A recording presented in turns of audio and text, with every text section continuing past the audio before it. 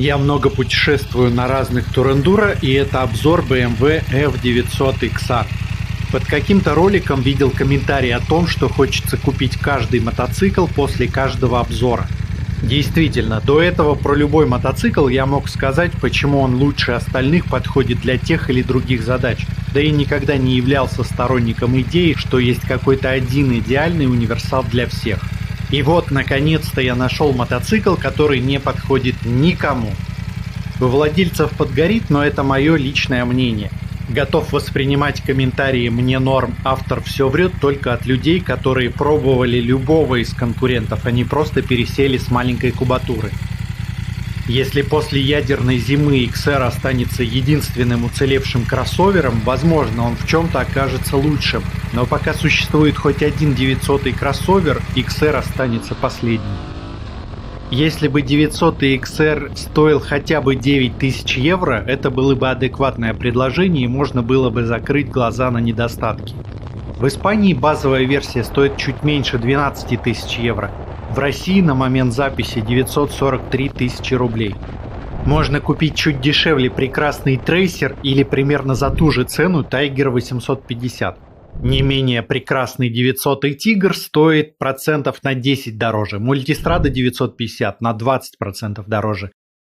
Причем Tiger 900 GT в стоке может предложить нормальную комплектацию, а в BMW некоторые вещи типа стекла сделаны так, чтобы владелец рано или поздно раскошелился на замену. Скорее всего, 900 XR покупают на волне симпатии к шикарному 1000 XR, у которого толком и конкурентов нет, но есть у большого брата один существенный нюанс – неприлично высокая стоимость. 900 XR вроде как то же самое, но гораздо дешевле. В этом вся суть. Конкуренты предлагают свои модели как серьезные мотоциклы для опытных пилотов, а BMW позиционирует этот мотоцикл для новичков. Для опытных пилотов, дескать, у нас есть нормальный литровый байк. BMW на сайте дает такое определение мотоциклу: бескомпромиссное сочетание спортивной динамики и комфорта на длинных дистанциях. Особенно нравится, как пафосно звучит бескомпромиссный в отношении мотоцикла, который является максимально удешевленной версией другой модели. Я смело называю мотоцикл худшим кроссовером, потому что в нем нет ни заявленного комфорта на длинных дистанциях, ни спортивной динамики. То, ради чего такие мотоциклы покупают. Давайте начнем с двигателя. Стоит двухцилиндровый форсированный китайский двигатель объемом 895 кубических сантиметров и степенью сжатия 13,1. Это самая высокая степень сжатия у турундуро и кроссоверов до литра, выше только у новой модели Multistrada V4 с зашкаливающей мощностью. По ощущениям, на 900 кубов мотоцикл не тянет, слишком задумчивый разгон и потом тяга проваливается. На магистральных скоростях где-то от 120 динамика просто никакая для своего класса. Причем у меня была прокачанная версия на тесте, где есть опциональный спортивный режим езды Dynamic, на котором я и ездил большую часть времени. В стоке только Road и Rain. Для этого класса забирать спортивный режим в стоке как-то перебор. Бездорожного режима нет даже в опции. Это если вдруг кто-то думал, что BMW позиционирует мотоцикл как внедорожный, а я предъявляю к нему требования как к спорттуристу. Подытожу, в стоке нет ни спорта, ни бездорожья, что прекрасно характеризует, что думают о возможностях сами инженеры BMW. Ощущения по динамике как у неплохого турендуро, но не заряженного кроссовера, каким этот мотоцикл кажется. У двигателя заметные вибрации на легальных трассовых скоростях, на руле, подножках, заднице. Для городской воднейкида это нормально, но для мотоцикла, который пропагандируют как комфортный на длинных дистанциях, так быть не должно. Это удивительно, потому что двигатель напоминает 850-го гуся, там к вибрациям вопросов не было. Отмечу, что у Ducati проблема с вибрациями более выражена из-за повышенного комфорта. У XR, возможно, вибраций не меньше, но сам мотоцикл не суперкомфортный, поэтому вибрации теряются на фоне подвески и ветрозащиты. Вернемся к бескомпромиссной спортивной динамике. Для спортивной динамики нужна хорошая подвеска, факт. Здесь стоит амортизатор с ходом 172 мм. В базе ручная регулировка, можно поставить опциональный полуактивный амортизатор. Вилка 170 мм. Уже звучит не очень спортивно, но ключевое здесь отсутствие регулировок у мотоцикла за миллион. Есть еще заниженная версия с подвесками 150 и 152 мм. Причем, если в Турендуро заниженная подвеска убирает весь смак, то в кроссовере это неплохо. Для людей с низким ростом неплохое предложение, и подвеска вряд ли работает хуже, чем стоковая.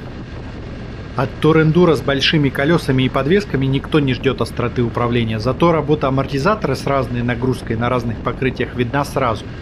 Даже на серьезных Турендуро часто на вилке экономят. На том же вполне премиальном 850 GS нерегулируемая вилка без вариантов. Зато можно выбрать полудинамический амортизатор.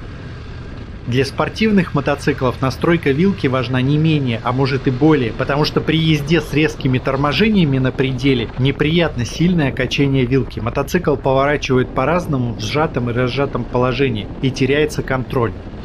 Даже на 600-х спортбайках ставится полная регулировка вилки, не говоря уже про литровую, никто на ней не экономит.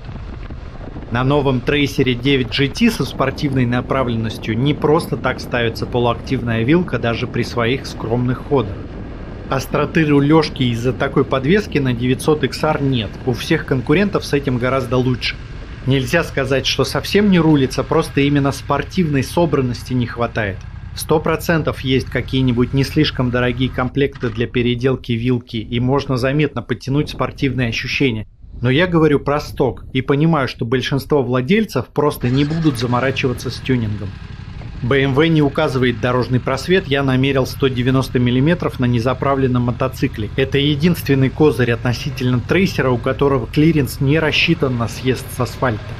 У Триумфа и Мультистрады дорожный просвет такой же, как у BMW, плюс там стоят колеса по 19 дюймов. На грунтовке XR едет неприятно, подвеска ощущается супер дешевой. Я в разных режимах настроек амортизатора пробовал. Даже какой-нибудь дешевой версии с 650 на асфальте рулится примерно так же, а на грунте дает больше контроля. Понятно, что мотоцикл и не предназначен для бездорожья, но он по более-менее ровному участку едет как кисель. Нет ощущения, что контролируешь поведение мотоцикла. Примерно такое же ощущение у Мультистрады на комфортных настройках, но там можно и амортизатор, и вилку зажать за несколько секунд, после чего едет нормально, а тут ничего не сделаешь, кроме замены или доработки подвески. Теперь давайте поговорим о бескомпромиссном комфорте на длинных дистанциях. Эти слова нужно понимать, видимо, с точки зрения чистых спортбайков. Есть несколько хороших вещей. Например, пластик сделан так, что колени утапливаются за накладки и в ноги особо не дует. С другой стороны, двигатель очень горячий и весь жар от него уходит в ноги. Это заметно. Справедливым будет отметить, что такие же нарекания есть и к Мультистраде, и к Тигру, именно из-за обилия пластика и заряженности моторов при компактном размере. Я тестировал эти мотоциклы зимой, поэтому в моих условиях проблем не было, но я не готов ручаться про летние жаркие деньки. В опции стоит классная защита рук с козырьком, которая не только от ветра защищает, но и от дождя. Защита рук гибкая, такой же пластик, как на большом и среднем гусях, пальцы не сломаешь. На этом плюсы заканчиваются. Самая очевидная проблема – ветровик. Стандартное стекло регулируемое, но очень короткое. Бьет даже не в шлем, а в грудь плотным потоком в высоком положении. И лучше даже со стеклом в нижнем положении, чтобы ветер не направлялся в одну точку. У меня камера висит на подбородке, и по звуку слышно, что ветер идет прямо в нее сплошным потоком. Выбор стекол для модели ограничен, и даже если не обращать внимания на странный вид лаконичного поджатого XR с большими стеклами, какого-то хорошего комфорта добиться будет сложно, если вы высокого роста. Из-за общей конфигурации морды все равно будет немного поддувать по бокам даже с высоким стеклом. Эргономика у мотоцикла очень странная. То ли пытались спорттуриста изобразить, то ли проектировали для низких людей. В заниженной версии мотоцикл аж 775 мм по высоте седла. Разными седлами на стандартной подвеске можно отрегулировать высоту от 795 до 870 мм, но верхние значения это скорее маркетинг, потому что на высоком седле проблемы посадки вылезают еще больше. Стандартное седло довольно странное. На фотографиях оно кажется почти ровным, но это натянутая обивка. Внутри ощутимый поясничный упор с мощным боковым упором, как бы ковш, в который всаживаешься на трассе, а ближе к баку положение обычное покатистое. Задняя часть с упорами очень жесткая, как на спортах. Заметно, что специально заморачивались, но непонятно для чего.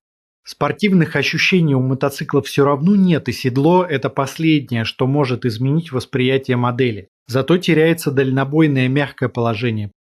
Пассажирское седло тоже не блещет комфортом, и ручки неудобно расположены для туристического мотоцикла. По эргономике мотоцикл подходит только для среднего или даже низкого роста, в отличие от конкурентов, которые все подходят для высоких людей. Рассказываю с точки зрения роста 188 см. По видеоряду может быть непонятно, чего я жалуюсь, но держите в уме, что в этот раз мне пришлось сильно наклонить камеру, как никогда до этого не делал, чтобы хотя бы экран в кадр попадал. Для высокого роста есть куча проблем. Во-первых, руль очень низкая и едешь скрючившись в полуспортивной посадке. Если ехать ближе к вертикальному положению, как это подразумевается классом, экрана нет в поле зрения. Чтобы посмотреть скорость, нужно опускать взгляд. Чтобы мелкие детали прочесть, нужно всматриваться, надолго отвлекаясь от дороги. К самим BMW-шным экранам претензий у меня нет, просто сам дисплей слишком низко. Зеркала тоже внизу, нужно переключать взгляд с дороги не влево-вправо, а по диагонали вниз. Опять ощущение, что нужно ехать пригнувшись к баку, а не вертикально. Стоит сказать, что у XR больше задраны подножки, чем у классических Тур-Эндуро, но это особенность класса. Подразумевается, что на этих мотоциклах закладывают до коленочки, поэтому подножки ставят чуть-чуть повыше. Ни на одном мотоцикле, даже XR, для меня это не представляло проблем, а вот на кроссоверах поменьше, где высота по седлу часто ниже сантиметра на 2-3, начинает ощущаться дискомфорт. У мотоцикла слишком короткие переднее крыло и хвост. Вангую, что в дождь мотоцикл и пилот по уши в грязи. Это наследие форм дорожника F900XR. Там это уместно, а для туристического мотоцикла нет. Перейдем к оснащению. Имейте в виду, что все самые вкусные технологии запрятаны в опции. Базовая модель, но очень простая. У Триумфа и Ямахи опции можно ставить отдельно, поэтому есть возможность действительно недорого собрать мотоцикл мечты, не переплачивая. У BMW политика другая. Не раз слышал, что в BMW можно купить мотоцикл во вменяемые сроки только с готовыми пакетами. Пакеты сделаны таким образом, чтобы вы с нужными функциями добирали ненужные. В любом пакете так сделано, нагляднее на двух. Пакет «Актив» содержит выбор спортивного режима двигателя Dynamic, угловой ABS, продвинутый трекшн-контроль и подогрев ручек. И сюда же добавлены боковые крепления под кофры, которые в логику пакета никак не встраиваются, ведь есть отдельный пакет для путешествий. Вроде копеечный пустяк, но это сделано как психологический крючок. Вы не сможете на эти крепления поставить, например, кофры Givi, придется стандартное крепление выкинуть. Ошибка невозвратных затрат, и с гораздо большей вероятностью человек купит BMW-шные фирменные кофры. Пакет Touring – это круиз-контроль, сюда же включен крючок в виде установки крепления под навигаторы BMW. Тоже вроде мелочь, пластмасска с проводом на руле, но это подталкивает к покупке навигатора BMW. На мотоцикле есть розетка на 12 вольт стандарта DIN, но в специфичном месте под ногой.